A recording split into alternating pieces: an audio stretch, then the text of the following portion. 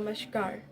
तो कंटिन्यू करते हैं अपने biochemical aspects of enzyme disorders पे के साथ। तो जब हम कोलिनेस्टेरेज के बारे में बात कर रहे हैं तो उस वक्त ये भी पाया गया कि कोलिनेस्टेरेज की एक्टिविटी या सर्टेन टाइप्स ऑफ कोलिनेस्टेरेज लोकलाइज्ड है ब्रेन में।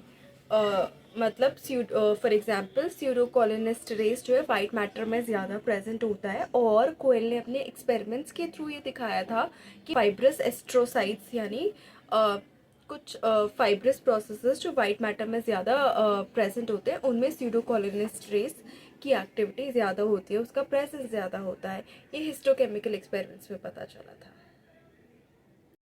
सिमिलरली ग्लायोमा टिश्यू में भी स्यूडोकोलिनेस्टेरेज की एक्टिविटी और ट्रू कोलिनेस्टेरेज की एक्टिविटी और उनकी प्रेजेंस को आइडेंटिफाई करने के लिए स्टडीज़ की गई हैं, और ये पाया गया है कि स्यूडोकोलिनेस्टेरेज की प्रेजेंस और एक्टिविटी ट्यूमर्स ऑफ एस्ट्रोसाइट्स में ज़्यादा होती हैं as compared with tumours such as medulloblastomas, neuromas and मेंजियोमास।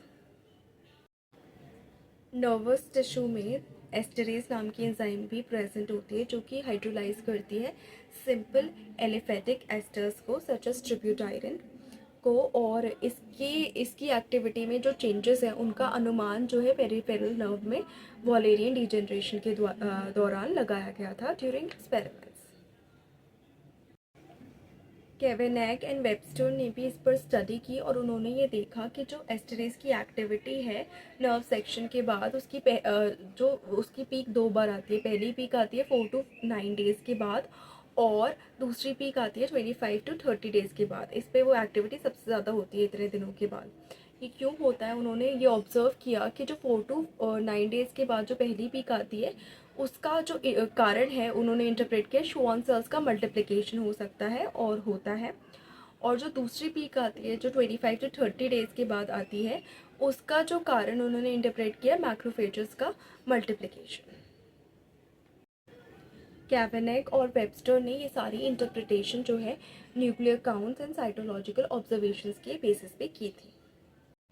Nerve section का जो इफ़ेक्ट है बाकी और एंजाइम्स पे भी होता था, और ये भी स्टडी किया गया। फॉर एग्जांपल जो बीटा ग्लूकोरोनिडेज थी जो कि एसोसिएट की जाती है सेल्फ प्रोलिफरेशन के साथ, उसको भी ये पाया गया कि वो भी पेरिफेरल नर्व में प्रेजेंट है, और हॉलिंगर और एंड रोजेटर ने ये दिखाया अपने एक्सपेरिमेंट्स और स्टडीज़ के थ्रू कि उसके अमाउंट में और एक्टिविटी में भी स्ट्राइकिंग इंक्रीज आता है after nerve section. Another enzyme known by the name of 5-nucleotidase, which is responsible for splitting adenosine 5-phosphate के भी अमाउंट को इंक्रीज होते हुए पाया गया आफ्टर नर्व सेक्शन और अ नर्व क्रश और आफ्टर अ नर्व इंजरी। वहीं पर फेल्डबर्ग ने ये दिखाया कि कोलिन एसिटाइलेज सिस्टम जो कि रिस्पॉन्सिबल है सिंथेसिस ऑफ एसिटाइल कोलिन के लिए, उसका रैपिड फॉल होता है उसकी एक्टिविटी में आफ्टर अ नर्व सेक्शन।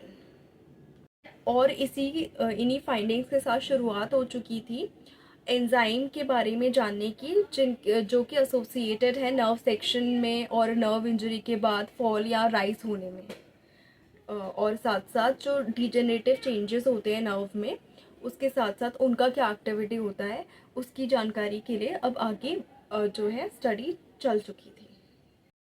तो उस वक्त के एविडेंस के अकॉर्डिंग ये इंटरप्रिटेशन लगाया गया कि जिन एंजाइम्स का रैपिड फॉल होता है नर्व सेक्शन या नर्व इंजरी के बाद तो वो लार्जली या होली सिचुएटेड है न्यूरॉन की बॉडी में, लेकिन जिन एंजाइम्स का रैपिड राइज होता है या थोड़े थोड़े दिन पे राइज होता है वो लार्जली सिचुएटेड है या तो श्वान सेल्स में या इन्वेडिंग मैक्रोफेजेस में या फिर दोनों में।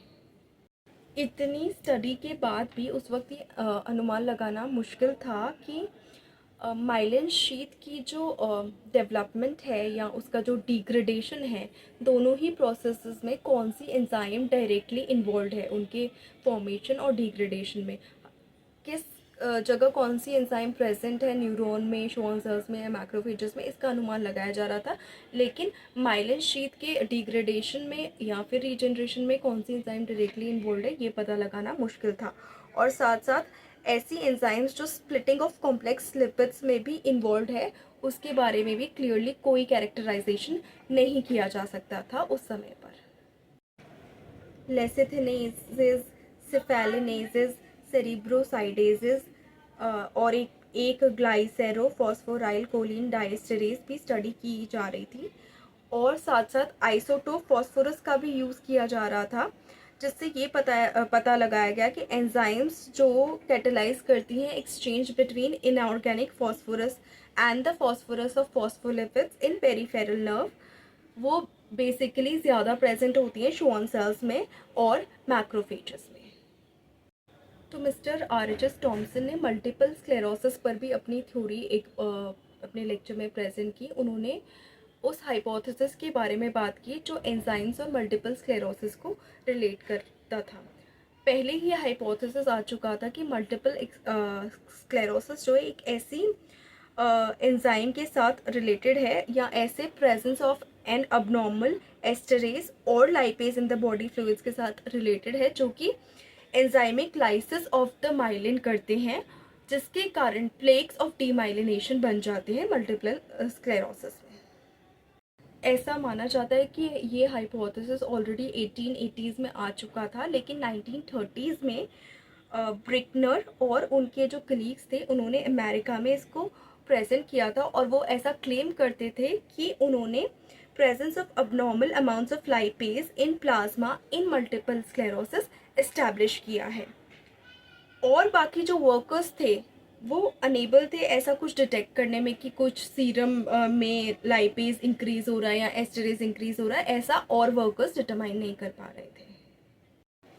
इन्हीं कॉन्फ्लिक्टिंग व्यूज की सीरीज में वेबस्टर एंड मैककेंजी ने एग्जामिन किया सीरम और सीएसएफ के कोलिनेस्टेरेज एंड ट्रिब्यूटाइरिनेज की लेवल्स को in series of patients who were suffering from multiple sclerosis, लेकिन वो कोई ऐसे सिग्निफिकेंट चेंजेस इन एंजाइम्स की लेवल्स में आइडेंटिफाई नहीं कर पाए, ना ही सीरम में और ना ही सीएसएफ में। ब्रिमिंगम में जेफरसन ने भी ये स्टडी की थी levels of true and pseudo cholinesterase को लेकर सीएसएफ में नॉर्मल सब्जेक्ट्स में और पेशेंट्स ऑफ मल्टीपल स्क्लेरोसिस में, लेकिन उन्होंने भी कोई अबनॉर्मल चेंजेस इन एंजाइम्स में नहीं पाए, इन एंजाइम्स की लेवल्स में नहीं पाए उन पेशेंट्स में जो मल्टीपल स्क्लेरोसिस से सफ़र कर रहे थे। तो ऐसा लगने लगा कि जो हाइपोथेसिस प्रेजेंट किया गया है कि मल्टीपल स्क्लेरोसिस में प्लेक्स जो कॉज होते हैं वो एंजाइम्स की लाइसिस की वजह से होते हैं, माइलिन की लाइसिस की वजह से होते हैं, ये झूठ लगने लगा। लेकिन आगे क्या होता है, क्या डिस्कवरी होती है, वो हम देखेंगे नेक्स्ट वीडियो में। So stay tuned for this informative content, and please subscribe to the channel, like the video, share the video, and please suggest any other topic you would like to know about. Thank you so much for watching this video. Thank you.